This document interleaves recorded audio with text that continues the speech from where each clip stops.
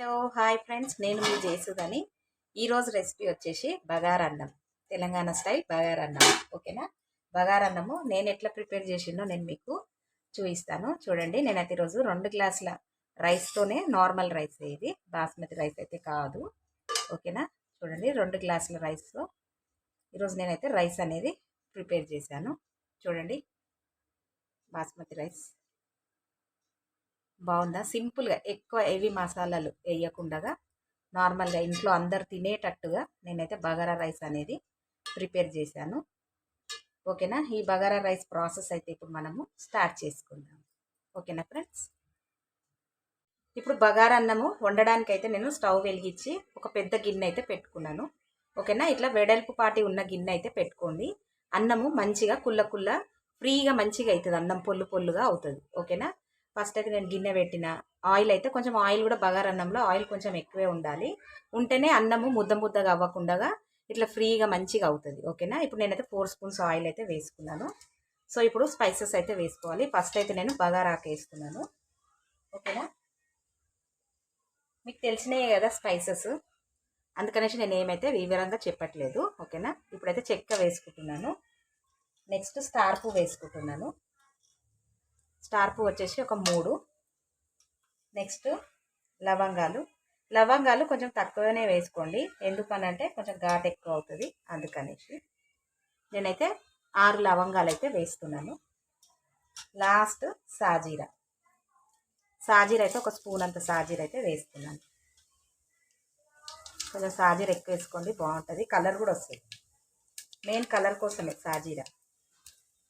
ఇప్పుడు ఇవి ఫ్రై అవుతున్నాయి కదా, సో నేనైతే ఒక 6-7 పచ్చిమిర్చి కోసి పెట్టుకున్నాను, కరివేపాకు, ఆనియన్స్ మీ ఇష్టం అండి, వేసుకుంటే వేసుకోండి, లేకపోతే లేదు, కానీ ఆనియన్స్ వేస్తే టేస్ట్ బాగుంటుంది.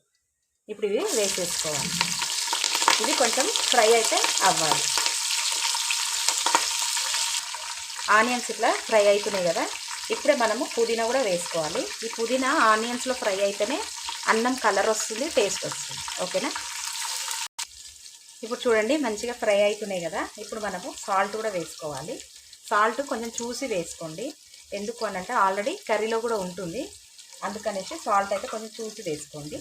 నెక్స్ట్ అల్లం పేస్ట్ మాత్రం ఫ్రెష్ వేసుకుంటే మస్తు స్మెల్, అంటే మస్తు స్మెల్, టేస్ట్ కూడా రెట్టింపు ఉంటుంది చూడండి. ఓకేనా? ఇప్పుడైతే నేను ఒక 2 స్పూన్లు అయితే వేస్తున్నాను. ఇప్పుడు ఇవి కూడా మంచిగా మనము ఆయిల్లో అయితే ఫ్రై చేసుకోవాలి.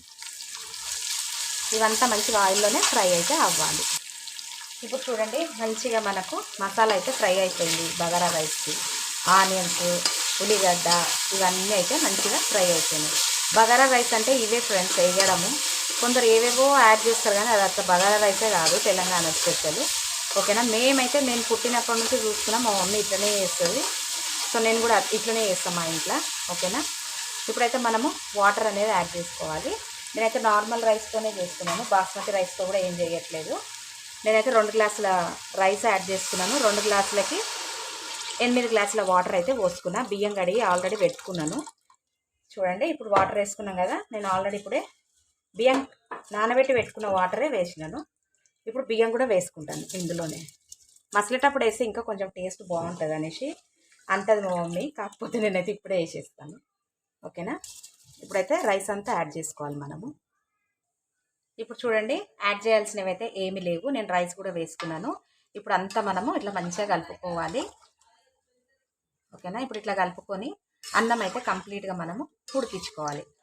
ఇది నార్మల్ రైస్ ఎట్లా ప్రిపేర్ చేస్తామో, కాకపోతే ఇది ఏంటంటే కొంచెం మనం బగారించుకుంటాం మసాలాస్ అవన్నీ వేసి. ఓకేనా? ఇప్పుడు అన్నం అయితే కంప్లీట్ అయిన తర్వాత నేను మీకు చూపిస్తాను. ఇప్పుడు చూడండి, అన్నం అయితే ఇట్లా ఉడుకుతుంది కదా, ఒకసారి మనమంతా మిక్స్ చేసుకోవాలి మంచిగా, ఎందుకంటే అన్నంలో ఎసరు అనేది కొంచెమే ఉంది. సో ఇప్పుడు ఇది అన్నం అంతా కంప్లీట్గా ఉడకడానికి ఇదే ఎసరు ఉన్నది, అందుకనేసి ఒకసారి మనం అంతా ఇట్లా మంచిగా కలుపుకొని ఒక మూత అయితే ఇప్పుడు పెట్టేసుకోవాలి టైట్గా. ఓకేనా? సండే వస్తే చాలు ఫ్రెండ్స్, అప్పుడు మా ఇంట్లో చికెను బగారన్నము, లేదు అంటే మటను బగారన్నము ఇట్లా వండుకొని తింటుండే. అప్పుడు ఈ మధ్య చాలా తగ్గించేసినాము మసాలా, అందుకే నేను ఇంతవరకు నేను మీకు చూపించలేదు నా ఛానల్లో బగారా రైస్. ఓకేనా? ఇప్పుడైతే ఒక మూత అయితే పెట్టేసుకుందాం. మూత పెట్టుకొని ఫ్లేమ్ అయితే మీడియంగా పెట్టాలి. ఎసరు తక్కువనే ఉన్నది. అన్నం అయితే కంప్లీట్ అవుతుంది. ఓకేనా? ఇప్పుడు చూద్దాము మన అన్నం ఎక్కడ దాకా అయితే కంప్లీట్ అయిందో. చూడండి, రైస్ అయితే మొత్తం మంచిగా కంప్లీట్ అయింది. చూడండి, ఏమాత్రం నీరు లేదు. ఓకేనా? అన్నం కూడా చూడండి మంచిగా ఉడికిపోయింది. చూడండి. ఓకేనా? ఇప్పుడు ఇది వేడి మీద అయితే తినొద్దు. ఒక 10 నిమిషాలు స్టవ్ బంద్ చేసిన తర్వాత మనమైతే తినాలి. అప్పుడు టేస్ట్ అయితే బాగుంటుంది. ఓకేనా ఫ్రెండ్స్? ఇప్పుడు అన్నం అయితే కంప్లీట్ అయింది. ఈ రెసిపీ మీకు నచ్చినట్టయితే లైక్ చేయండి, షేర్ చేయండి, సబ్స్క్రైబ్ చేయండి. Thank you for watching.